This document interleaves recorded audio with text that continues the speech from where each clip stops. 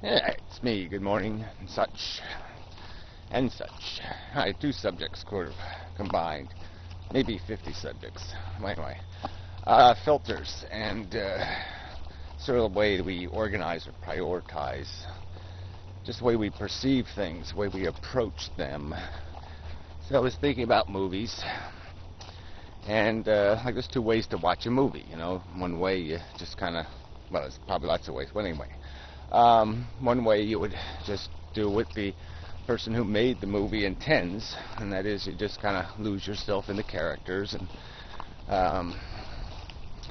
live vicariously, whatever the word for that, as a voyeur, in the room. Maybe even identify with one of the characters and almost become that character throughout the movie. And so you sort of feel it. You sort of feel the movie. You sort of emotionally and personally involve yourself in the movie. And then the other way is you look at it as a construction, and you pick it apart. You start saying, how'd they do that? Okay, I can see where they spliced these two scenes together. And here you can tell the actors must have just had a good lunch because they all look kind of sleepy, or whatever. You start picking at it and looking for how it was made, and maybe even think about how the script was designed and the plot was designed to suck you in and manipulate you and get you to feel something for this character or to hate this character. You can just, it's not endless, but I mean, you can spend a lot of time doing this dissecting. I mean, obviously the easiest way to dissect it is to ask the guy who made it exactly what he was thinking at each stage of the editing or production. But, you can do it from the back end. You can take the finished product and pick it apart. And both of these things, I mean, one of them is a little richer as a life experience, I guess I would say, but both can be enjoyable as a an occupation, as a thing to do, to occupy your brain, to stimulate it. But yeah, it's the life thing that's it's what you're in the game to do, is the living.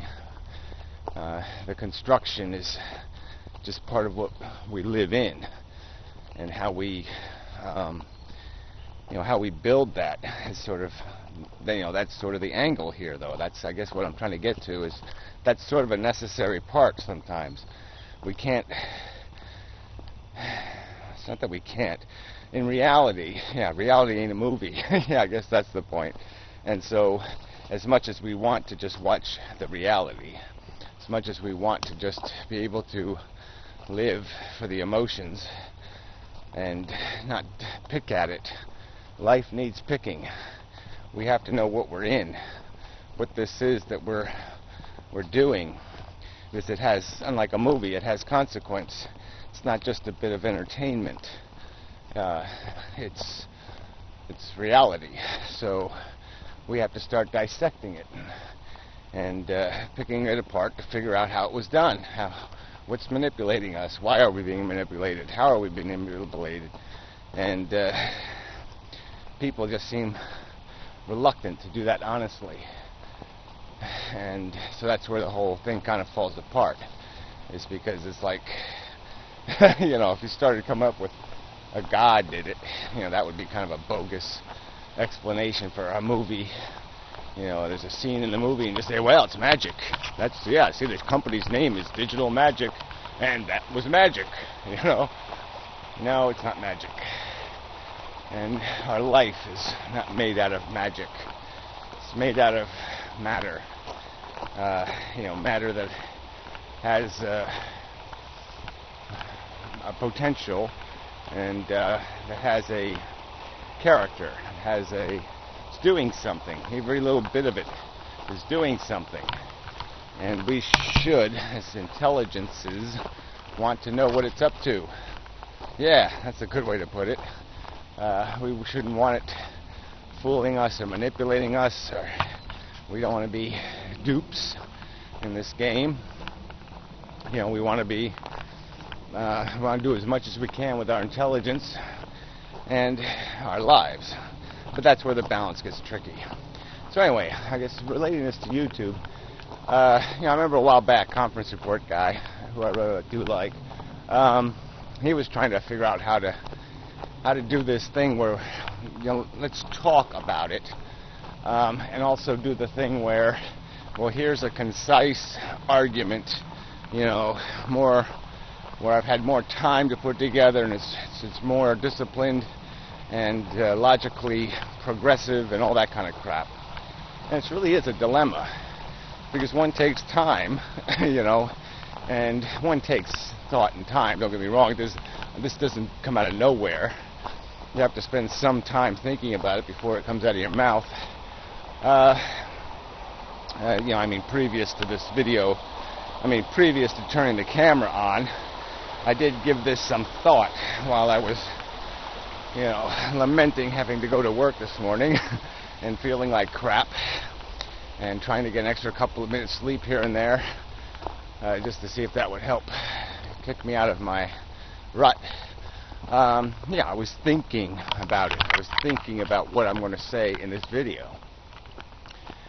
So, again, I have fallen off course. So anyway, Conference Report tried to do this thing a little. He said, okay, I'll set up this channel to do this and this channel for that. And I've tried to do that in so many ways, and it's so difficult.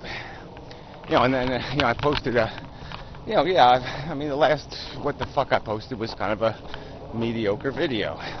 I have the word mediocre in the title, and there's still assholes saying boring or some other kind of bullshit. And it's just like, what the fuck is that? You can't have it's not even an argument. How do you argue with this kind of crap? It's just naysay, nitpicky, complaining stuff to try to discourage somebody. That's all these people are out to do, is discourage. They don't create anything or do anything. They're just here to be logs in the road. Let's see if I can be a rotten, shitty log in the road. But anyway, that's a whole different subject. The assholes on YouTube. But that's what got me thinking just about the idea of this perception, how we approach life. Because I am certainly caught in this dilemma where half of me is trying to live passionately in the movie. I'm trying to get lost in it. I'm trying to get lost in the life game. And the other half of me is compelled to understand the production process, to see how the sausage is made. Because I'm not going to live in bad sausage. I'm not going to eat it. And so I want to be capable of making it. If I'm going to live in it and lie, I want to know it's a lie. I want to know what part's a lie and what part is the reality. And it's the only rational way to approach being functional. And being functional is important. People keep being so casual about some of this, like they don't have any control, and therefore they can just acquiesce to it all. Just do whatever you want, stream. Do whatever you want, animal. Do whatever you want, human being. I can't do anything about anything, so and that's just being so played, because we do have power, and it's just knowing how to use it. It's just being able to funnel it and organize it. So anyway, back to the word filter.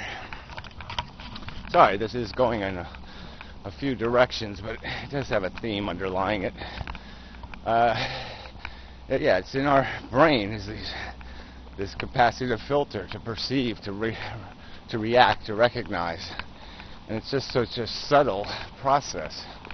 A few strict changes and a few definitions inside of your brain, and perception substantially changes. What some word, rape, whatever, prostitution, whatever the word is, how it echoes in your head, what kind of crap what images fly into your head. It'll dictate so much about what you think the world is, and in comparison to what the actual reality is. Your mental model, and we're making this model out of these words that are also incredibly loaded. They're loaded with all kinds of double meanings and completely contrary circumstance. I mean, you could say the word war.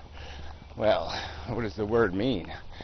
Does it mean defending yourself against some horrible aggressor who's killing your women and children and stealing your gold? Or is it being the other side of that?